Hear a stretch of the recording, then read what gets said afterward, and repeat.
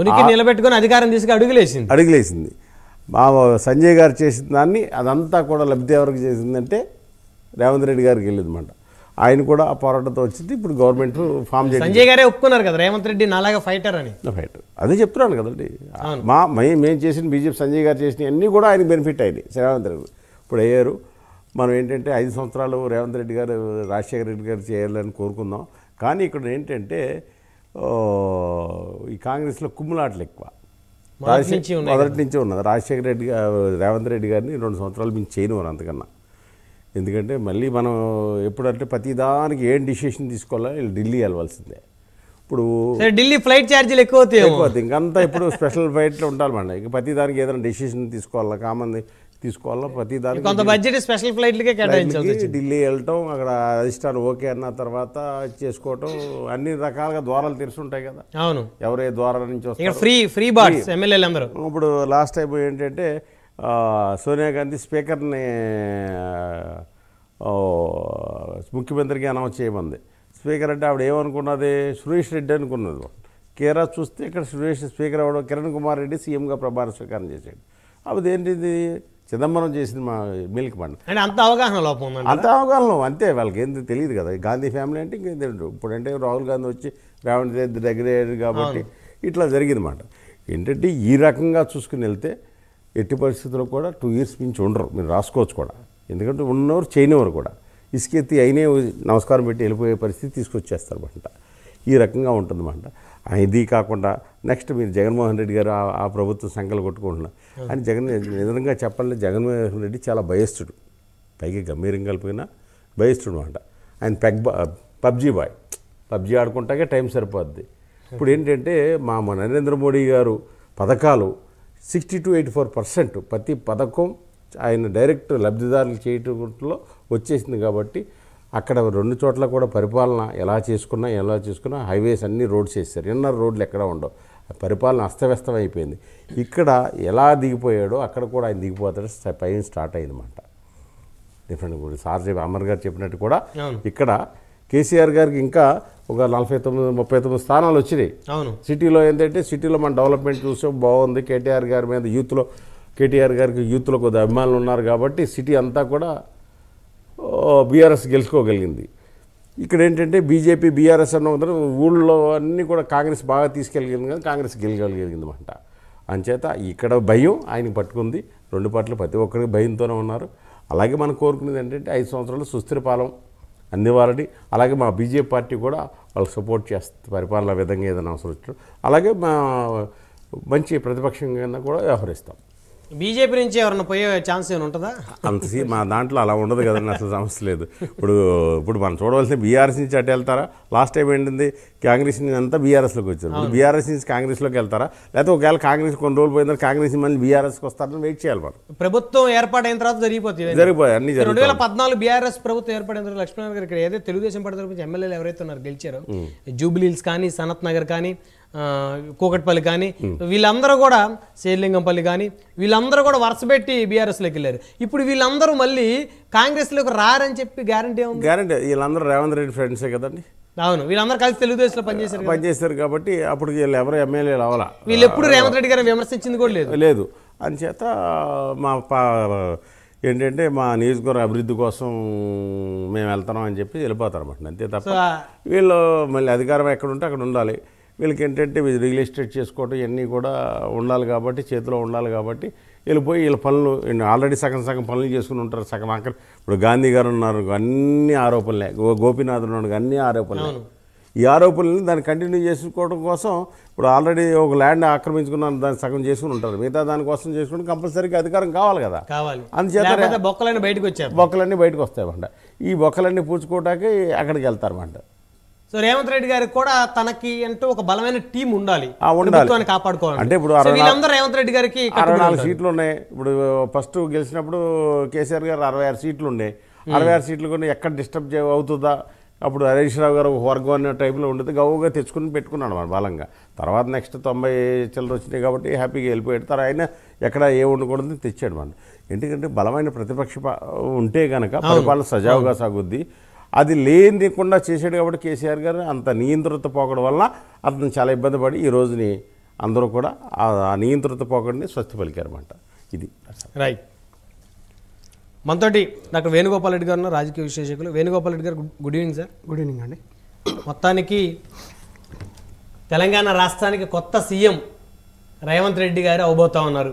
So పూర్తి స్థాయిగా 5 సంవత్సరాలు ఆయనకి పరిపాలన చేసేటువంటి స్వేచ్ఛ కాంగ్రెస్ పార్టీలో ఉంటుందంటారా?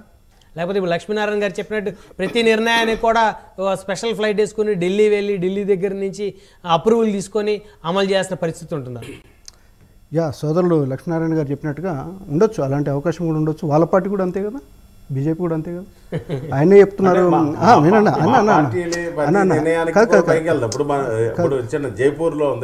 మీరు చెప్పిన దానిలో మంచిగా ఉన్నాయి, కొన్ని చెడ్డ చెప్పినా కూడా నేను తప్పు చెప్తే మీరు మళ్ళీ దాన్ని కోట్ చేద్దరు. కానీ మీరు బీజేపీ తరఫున మాట్లాడుతున్నప్పుడు బండి సంజయ్ గారు తప్పించి అప్పుడు ఉన్నటువంటి వేవంతా పోయిందని ఇప్పుడు చెప్తున్నప్పుడు ఇప్పుడు ఉన్నటువంటి నాయకత్వాన్ని మీరు తప్పు పడుతున్నట్టే కదా, కిషన్ రెడ్డి గారిని తప్పు పడుతున్నట్టే కదా. బండి సంజయ్ గారిని తప్పించినటువంటిది హైదరాబాద్లో జరిగిందా, ఢిల్లీలో జరిగిందా? డిసిషన్ ఢిల్లీలోనే జరుగుతుంది కదా. వాళ్ళకి అవే ఫ్లైట్లు, వీళ్ళకి అవే ఫ్లైట్లు. ఎంతమంది కేంద్ర మంత్రులు, ఇతర రాష్ట్రాల ముఖ్యమంత్రులు ఫ్లైట్లు వేసుకొని బేగంపేటలో దిగలేదు. మనం అనేది ఏంటంటే శుభమా అంటూ వాళ్ళు ఏదో 10 సంవత్సరాల తర్వాత ఇంటికి సున్నం వేసుకొని మామిడాకులు కట్టుకొని పెళ్లి చేసుకునే కార్యక్రమంలో ఉన్నారు. ఈరోజే మనం అంతా ఎందుకు అంటున్నారు? మనం అనేది ఏంటంటే జాతీయ పార్టీ అనుకున్నప్పుడు ఇలాంటివి ఉంటాయి. అన్నిటికి మించి ఉద్యమంతో ఏర్పడినటువంటి తెలంగాణ రాష్ట్రంలో మొట్టమొదటిసారి కాంగ్రెస్ పార్టీ అధికారాన్ని చేపట్టబోతుంది. వాళ్ళ సాధక బాధకాలు వాళ్ళకు ఉంటాయి. మనం మాట్లాడేది ఏంటంటే తప్పుడు నిర్ణయాలు తీసుకున్నప్పుడు, అవినీతి కార్యక్రమాలు చేస్తున్నప్పుడు, ప్రజలను పట్టించుకున్నప్పుడు. లక్ష్మీనారాయణతో ఏడ కూర్చుంటే నేను కూడా అడిగిపోయి కూడా చేతులు కలుపుతా, ఈ తప్పుడు నిర్ణయం ఇలా ఎందుకు చేస్తున్నారు అని చెప్పి. అన్నిటికి మించి కాంగ్రెస్ పార్టీలో ఉద్యమకారులు, ఉద్యమంలో పాల్గొన్నటువంటి వాళ్ళు కత్తి వెంకటస్వామి మన ఆడికెళ్ళే మిసాలు దూవుతూ ఉన్నాడు. ఇట్లా తప్పు జరిగిందంటే పదవులుగా ఇట్లా తీసి పక్కన పడేసి ఆయనే ప్రశ్నిస్తాడు. మనలాంటి వాడు కూడా అవసరం లేదు. ఈరోజు జరిగేటటువంటి పరిణామాలు ఏంటంటే 100% 5 సంవత్సరాలు సుస్థిర ప్రభుత్వం ఉంటుంది. ఏమన్నా కప్ప దుంకుడు ఇవి అవి చేస్తే మనం దుంకినటువంటి వాళ్ళలో 90% ఓడిపోయారు కదా. ఇద్దరు తప్పితే నాకు తెలిసినంతవరకు సబితా ఇంద్రారెడ్డి గారు, సుధీర్ రెడ్డి గారు తప్పితే మిగతా వాళ్ళంతా ఓడిపోయారు. ప్రజలు మనకన్నా వివేకంతో ఉన్నారు, మనల్ని గమనిస్తూ ఉన్నారు. అవకాశం వచ్చినప్పుడు కర్రు కాల్చి వాత పెడతారు. కాబట్టి అదంతా ఈజీ కాదు ఇప్పుడున్నటువంటి సమయంలో. మరి ఏదో వాళ్ళు మెజారిటీకి తక్కువ ఉన్నారు, మైనార్టీలో ఉండి ఇతరులు వాళ్ళని వీళ్ళు ఇద్దరు ముగ్గురు పట్టుకొని ప్రభుత్వం ఏర్పాటు చేశారు, రేపు కూలిపోతుంది అని ఇవాళ మనం ఏడవలసిన అవసరం లేదు. కావాల్సినటువంటి మెజారిటీ పైనే ఉన్నారు. అన్నిటికి మించి వాళ్ళు ఈరోజు కేసీ వేణుగోపాల్ గారు చేసినటువంటి ప్రకటనలో ఒక మెచ్యూర్డ్ ప్రకటన కనపడ్డది. ఇది ఒక మనిషితోటి నడవదు, ఒక వ్యక్తితోటి నడవదు, సమిష్టి నిర్ణయాలతో ముందుకెళ్తుంది అనేది. సమిష్టి in the sense group of ministers, పార్టీలో ఉన్నటువంటి పెద్దలు, రాష్ట్ర నాయకత్వం, జాతీయ నాయకత్వం, ఇవన్నీ కలిస్తేనే సమిష్టి నిర్ణయం. అంటే జూనియర్ సీనియర్ లేకపోతే నేను నియంతను, నేను రాజును, పెద్దలు ఇప్పుడే చెప్పారు. నియంత రాజులు అనేటటువంటి కాలాన్ని ప్రజలు అబ్జర్వ్ చేస్తూ ఉన్నారు. మాట్లాడే విధానం, తీసుకునే నిర్ణయాలు, వాటన్నిటిని అబ్జర్వ్ చేస్తూ ఉన్నారు. అంత ఈజీ అని నేనేమో అనుకోవట్లేదు ఈ రోజు ఉన్నటువంటి పరిస్థితులు. కాబట్టి ఖచ్చితంగా మీరు అడిగినట్టుగా సుస్థిర ప్రభుత్వం 100% ఉండాలి. అది ఉండకుండా వాళ్ళని చర్యలు చేపట్టినా ప్రజాక్షేత్రంలో ఖచ్చితంగా వాళ్ళకు గుణపడమే జరుగుతుంది. ఆ రోజు కాంగ్రెస్ పార్టీ నుంచి బీఆర్ఎస్లకు, నాడున్నటువంటి టీఆర్ఎస్లోకి వచ్చినా మనం తప్పుపట్టాం. ఈరోజు టీఆర్ఎస్ నుంచి కాంగ్రెస్ పార్టీకి పోయినా, లేకపోతే బీజేపీ నుంచి పోయినా మీరు అడిగారు పెద్దల్ని, వెళ్తారా మీ వాళ్ళని? వాళ్ళు వెళ్ళే వాళ్ళు కాదు, వీళ్ళు వెళ్ళే వాళ్ళ పార్టీ వాళ్ళు వెళ్ళారని ఆయనకి ఎంత నమ్మకం ఉందో, ఇతర పార్టీ వాళ్ళు వెళ్ళారని వాళ్ళకి అంతే నమ్మకం ఉంటుంది. వాళ్ళకి అవసరం కూడా లేదు. తప్పిదం అనేటటువంటి చేసి ఇప్పుడే ప్రజల్లో చులకన అవ్వడం, ప్రజలతోటి అవమానాలు పడడం ఆ ఎమ్మెల్యేలకు కానీ ఆ ప్రభుత్వానికి కానీ ఉంటుందని నేను అనుకోవట్లేదు. ఎప్పుడు జరుగుతుందంటే ఈ ప్రభుత్వంలో భాగమైనటువంటి ఎమ్మెల్యేలను తమ వైపు తిప్పుకోవడానికి ఎవరైనా ప్రయత్నాలు చేస్తే, ప్రభుత్వం పడగొట్టే ప్రయత్నం చేస్తే, వాళ్ళ అవకాశాన్ని అధికారంలో ఉంటారు కాబట్టి ఇంకొక 10 మందిని తెచ్చి తమ దొడ్లో కొట్టుకునే పరిస్థితి ఉంటుంది. తప్పితే ఇప్పటికిప్పుడు తీసుకుంటారని నేనేం అనుకోవట్లేదు. కాబట్టి ఇది ఏదేమైనప్పటికీ కూడా ప్రజా తీర్పు, ప్రజలు ఇచ్చినటువంటి పూర్తి స్థాయిలో మెజార్టీ ఇచ్చిన తర్వాత వాళ్ళు చాలా శ్రద్ధగా తెలంగాణ అవసరాలు తీర్చేటటువంటి విధంగా తెలంగాణ ప్రజల సంక్షేమం పట్ల, అభివృద్ధి పట్ల వాళ్ళు కట్టుబడి ఉంటారని చెప్పి మనం కోరుకుందాం. ఒక 6 నెలలు 1 ఇయర్ సమయం ఇవ్వాలి ఎవరికైనా. ఈరోజే మనం ఇక్కడ కూర్చొని ఏదో జరిగిపోతుంది అనుకోవడానికో, లేకపోతే పడిపోతుంది ఇంకా అని చెప్పి మేము కూడా రెడీ చేసుకుంటాం అనుకోవడానికి ఆస్కారం లేదని నేను అనుకుంటున్నాను. ఇది 2 రోజులే అండి. ఏదో కొంపలు మునిగినట్టుగా వాళ్ళు 9 తారీఖు ఎప్పుడో ప్రమాణ స్వీకారం చేస్తామని చెప్పి ఎన్నికలు కాకముందే చెప్పారు. ఇది జాతీయ పార్టీ కదా. ఈరోజు బీజేపీ ఒకవేళ అధికారంలోకి వచ్చింది అనుకుందాం, ఇక్కడ మెజార్టీ వచ్చినాయి సీట్లు, ఆ రోజు సాయంత్రం పోయి ప్రమాణ స్వీకారం చేసేవాళ్ళ? మరి మిగతా 3 రాష్ట్రాల్లో వచ్చారు కదా. అవును. ఇప్పుడు మన తెలంగాణతో జరిగినటువంటి ఎన్నికల్లోనే మన తెలంగాణ కన్నా ముందు జరిగి ఫలితాలు ఒకే రోజు వచ్చాయి. అవును. మరి ఆ 3 రాష్ట్రాలు ఇవాళ ఏం ప్రమాణ స్వీకారాలు అయిపోలేదు కదా. ఆ పంచాయతీ కూడా ఢిల్లీలో జరుగుతుంది కదా. కాబట్టి మనం ఏమంటున్నాం అంటే అంశాన్ని మనలాంటి వాళ్ళు మాట్లాడుతున్నప్పుడు ప్రజలకు ఇంకా కన్ఫ్యూజ్ క్రియేట్ చేసి ఏదో జరిగిపోయింది, 2 రోజులు ఏదో నష్టం జరిగిపోయింది, దేశం మొత్తం అతలాకుతలం అయిపోయింది, తెలంగాణలో మొత్తం నీళ్ళు వస్తలేవు, కరెంట్ వస్తలేవు, జీతాలు వస్తలేవు, తిండి తింటలేరు అన్నట్టు మనం కడుపుమంటే ఏం ప్రజల మీద రుద్దాల్సిన అవసరం లేదు. కాబట్టి మనం బాగా చెప్పారు పెద్దలు, వాటన్నిటి కలిపి ఉందాం. ప్రజలు మాత్రం ఎన్నికైనటువంటి ప్రజాప్రతినిధులను బాగా అబ్జర్వ్ చేస్తారు అనేది మర్చిపోదు. వాటన్నిటికి మించి కాంగ్రెస్ పార్టీని విమర్శించడానికి బయట వాళ్ళు కూడా అవసరం లేదండి. తప్పులు జరిగితే ఆ పార్టీలో ఉన్నటువంటి వాళ్ళే, ఆ పార్టీలో ఉన్నటువంటి ఉద్యమాన్ని దగ్గరుండి జీవితాలు సాక్రిఫైస్ చేసి ఆ పెద్ద మనిషి ఉద్యోగాన్ని వదులుకొని తిరిగినటువంటి వ్యక్తులే కాచు కూర్చుంటారు. ఎందుకు కాచు కూర్చుంటారంటే ప్రజల కోసం పనిచేసిన వాళ్ళు కదా. ప్రజాక్షేత్రంలో ప్రజలకు మంచి జరిగినప్పుడు వాళ్ళు ఎందుకు ఊరుకుంటారు? నోరు మూసుకొని ఊరుకోరు. వాళ్ళకి పదవులు అవసరం లేదు. కాబట్టి మనలాంటి వాళ్ళు కూడా తోడవుదాం. ఈ ప్రజా సంక్షేమం జరిగేటటువంటి క్రమంలో అవినీతి జరిగినా, తప్పుడు నిర్ణయాలు తీసుకున్నా, ఇచ్చినటువంటి గ్యారంటీలు అమలు చేయకపోయినా, వాళ్ళు చేసినటువంటి డిక్లరేషన్స్ను అమలు చేయకపోయినా ఖచ్చితంగా మనలాంటి వాళ్ళు సమయం ఇచ్చి 6 నెలలు 1 ఇయర్ వాళ్ళు ఏం చెప్తారు, రేపు మొదటి క్యాబినెట్లో ఏం తీసుకోబోతున్నారు నిర్ణయాలు, మొదటి క్యాబినెట్లో వీళ్ళు ప్రకటించినటువంటి గ్యారంటీలకు చట్టబద్ధత కల్పిస్తే తప్ప వాటికి ఆస్కారం ఉండదు. ఎన్నికల సమయంలో చాలా చెప్తామండి, నన్ను ముఖ్యమంత్రి చేయండి, నేను ఇంటికి 10 లక్షలు ఇస్తా అని చెప్తాను, నన్ను చేయండి, దానికి చట్టబద్ధత ఉండదు.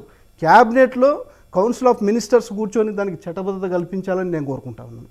చట్టబద్ధత కల్పించడంతో పాటుగా ఇప్పుడున్నటువంటి ఆర్థిక వ్యవస్థ అంత ఈజీగా లేదు కాబట్టి కొంత సమయం కూడా తీసుకోండి. మీరు 3 నెలల పెంచబోతున్నారా, 6 నెలల్లో పెంచబోతున్నారా, 1 ఇయర్లో పూర్తిగా మీరు వాటిని ఇవ్వగలుగుతారా, దానికి సంబంధించి ఒక క్లారిటీ. ఎందుకంటే ప్రజలు మీ వైపు చూస్తూ ఉంటారు. ఇప్పుడు మొన్న అకౌంట్లో పడాల్సినటువంటి రైతు బంధు అయిపోయింది ఉదాహరణకు. ఈరోజు ప్రమాణ స్వీకారం చేయగానే మా డబ్బులు ఎటువా అని అడుగుతారు. అవును. దానికి ఏం చెప్పబోతున్నాం? పెంచిస్తామని చెప్పారు, 15,000 రూపాయలు ఇస్తున్నారు, రైతు కూలీలకు ఇస్తున్నారు, అదేవిధంగా కౌలు రైతులకు ఇస్తున్నారు. వాటికి సంబంధించి కొంత టెక్నికాలిటీస్ ఉంటాయి, వాటిపైన చర్చ జరగాలి, సుదీర్ఘమైన చర్చ జరగాలి, ఎక్స్పర్ట్స్ కావాలి, వాళ్ళు కమిటీలు వేసుకోవాలి, వాటికి సంబంధించి కొంత సమయం ఇవ్వాలి. మనం అనేది ఏంటంటే ఇచ్చినటువంటి హామీలు 100కు 100% అమలు చేయాలి. వాటికి సంబంధించి మీకు ఉండేటటువంటి ఇబ్బందులు ఏంటి, మీరు ఆర్థిక నిపుణులతో కూడా చర్చించాల్సిన అవసరం ఉంటుంది కదా. నేను ఇప్పుడు ఇంత సమర్థిస్తూ వచ్చినటువంటి వాడిని వీళ్లకు నిన్న మొన్నటంత ఈజీ కాదని చెప్పి కూడా 200% సమస్యలు ఉంటాయని నేను చెప్పగలుగుతున్నాను. ఆర్థిక వ్యవస్థ అంత సహకరించే విధంగా లేదు ఇవాళ తెలంగాణకు. ఆ ఉన్నటువంటి దాన్ని ఎట్లా బేరీజ్ వేసుకోగలుగుతారు? హామీలు ఇచ్చారు, అంతటితో ఆగిపోతే అవసరం లేదు. హామీలను నిలబెట్టుకుంటేనే కదా వీళ్ళ పాలన వీళ్ళు ఏంటనేది తెలుసుకునేటటువంటిది. అది ఓవర్ నైట్లో కాదు, నేను అది కూడా చెప్తా ఉన్నాను. మీరు మొదటి క్యాబినెట్ అయిన తర్వాత ప్రజలకు బ్రీఫ్ చేసేటప్పుడు మీ పట్ల తెలంగాణ సమాజం మొత్తం చూస్తుంది. మాకు ఎప్పుడు పెంచవు, ఉచిత బస్సులో ఉచిత సర్వీస్ అని చెప్పారు. గ్యాస్ బండ మీరు ఈ 400 రూపాయలకి ఇస్తా, 500 రూపాయలకి ఇస్తా అని 400, 500 చెప్పినట్టున్నారు, అది చెప్పారు. ఇన్సూరెన్స్ గురించి చెప్పారు, రైతు బీమా లాంటిది ఇప్పుడు ఉన్నటువంటి దానికి అదనంగా వాళ్ళు ప్రతి కుటుంబానికి ఇన్సూరెన్స్ చేస్తున్నాము, 15 లక్షల ఇన్సూరెన్స్ చేస్తున్నాము. వీటన్నిటికి సంబంధించి అసలు ఎంతమంది లబ్ధిదారులు ఉండే అవకాశం ఉంటుంది? ఈ గ్యాస్ బండ సబ్సిడీ అనేది వైట్ కార్డ్ హోల్డర్స్కి ఇస్తారా, అందరికి ఇస్తారా? 200 యూనిట్ల వరకు కరెంట్ ఫ్రీ అన్నారు, దానికి అయ్యేటటువంటిది ఎంత, డిస్కిమ్లకు ఎంత భారం పడుతూ ఉంది? ఈ 2 లక్షల వరకు మేము రైతు రుణమాఫీ అన్నారు, వాటికి సంబంధించి 1,00,000 రూపాయలు చేయలేకనే చివరిలో ఆగిపోయినటువంటి పరిస్థితి మనం చూసాం. జీతాలు మొదటి తారీఖున మేము ఇస్తామని చెప్పి వాళ్ళు ఉద్యోగులందరికీ జీతాలు ఇస్తామని చెప్పి వాళ్ళు మేనిఫెస్టోలో పెట్టారు. ఇవన్నీ అమలు చేస్తే 20 తారీఖు కూడా వచ్చే అవకాశం లేదని నేను అనుకుంటున్నాను. మరి వీటికి ఎట్లా మీరు చర్యలు తీసుకోబోతున్నారు? కాబట్టి వాళ్ళకి సమయం ఇవ్వాలి, చర్చించుకోవాలి. ఈ అన్ని హామీలు ఎన్ని రోజుల తర్వాత నుంచి మీరు అమలు చేయబోతా ఉన్నారు, దేని కాలపరిమితి ఎంత అనేది చట్టబద్ధత నేను మీ ద్వారా కోరుకుంటున్నాను. ఎందుకంటే పెద్దలు వెంకటస్వామి గారు కూడా ఉన్నారు కాబట్టి అనేక పాలసీ డిసిషన్లో ఉంటుంటారు కాబట్టి మన పట్ల తెలంగాణ సమాజం ఇలా చూడబోతా ఉంది. ఎన్నికలు వేరు, పాలన వేరు. ఈ పాలనలో మన వాయిస్ ప్రజలు వినడానికి సిద్ధంగా ఉన్నారు. వాళ్ళకు ఒక కరెక్ట్ క్లారిటీగా మనం చెప్పాలి. ఒక 6 నెలల తర్వాత మేము ఇవ్వబోతున్నాం అంటే ప్రజలు మీ వైపు చూడరు, వాళ్ళ ఆల్టర్నేటివ్ వాళ్ళు చూసుకుంటారు. ఇలాంటి అంశాలపైన వాళ్ళకు కొంత సమయం ఇవ్వాల్సినటువంటి అవసరం ఉంది. ఖచ్చితంగా ఆ దిశగా వెళ్తుందని. ఎందుకంటే ఈరోజు దేశంలో ఉన్నటువంటి ఒక్కొక్క రాష్ట్రాన్ని వదులుకుంటూ వస్తున్నటువంటి కాంగ్రెస్ పార్టీకి ఇవాళ తెలంగాణ కొత్తగా యాడ్ అయినటువంటిది. కర్ణాటక తర్వాత కొత్తగా తెలంగాణ కూడా ఈరోజు వాళ్ళ పార్టీకి యాడ్ అయినటువంటిది. 2 కోల్పోయి ఒకటి ఇక్కడ వచ్చినటువంటి సందర్భం మనకు కనిపిస్తూ ఉంది. దక్షిణాది రాష్ట్రాల్లో ఇవాళ కొంత బలపడుతున్నటువంటి సమయంలో ఇచ్చినటువంటి హామీలకు సంబంధించి వీళ్ళు రేపు జనరల్ ఎలక్షన్ రాబోతున్నాయి కాబట్టి అక్కడ వీళ్ళ శాంటిటీ నిలుపుకోవాలంటే, వీళ్ళ మాటకు విలువ ఉంది అని చెప్పి చెప్పుకోవాలనుకుంటే